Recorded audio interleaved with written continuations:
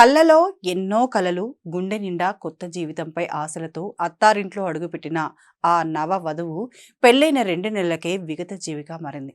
విశాఖపట్నంలో జరిగిన ఈ విషాద ఘటన స్థానికులను కలిచివేస్తోంది. మార్చి 6వ తేదీన ఎంతో వైభవంగా జరిగిన పెళ్లి ఇంత త్వరగా ఒక నిండు ప్రాణాన్ని బలి తీసుకుంటుందని ఎవరూ ఊహించలేదు. సుమారు 28 లక్షల రూపాయల క్యాష్, 19 తులాల గోల్డ్ ఇచ్చి అల్లారు ముద్దుగా సాగనంపిన ఆ తల్లిదండ్రులకు ఇప్పుడు కన్నీళ్లే మిగిలాయి. పెళ్లి జరిగిన మరుసటి రోజు నుండే తేజశ్రీ నరకాన్ని చూసింది. అదనపు కట్నం కోసం భర్త సోమేశ్వరరావు పెట్టిన టార్చర్ వర్ణనాతీతం. అటు మానసికంగా, ఇటు శారీరకంగా తనను వేధిస్తుంటే ఎవరికీ చెప్పుకోలేక ఆమె కుమిలిపోయింది. భర్త ఆ వేధింపులు భరించలేక చివరకు తనువు చాలించాలని నిర్ణయించుకోవడం అత్యంత బాధాకరం. క్షణికావేశంలో ఆమె ఆత్మహత్య చేసుకుందని భర్త వాదిస్తున్నప్పటికీ తన కూతురిని ఆ అదనపు కట్న దాహమే చంపేసిందని తేజశ్రీ పేరెంట్స్ కన్నీరు మున్నీరవుతున్నారు.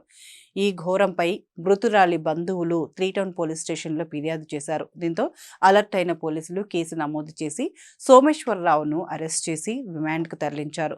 ఆడపిల్ల బాగుండాలని కోరుకుని పంపిన ఆ పేరెంట్స్ ఆశలు అడియాశలు అయ్యాయి.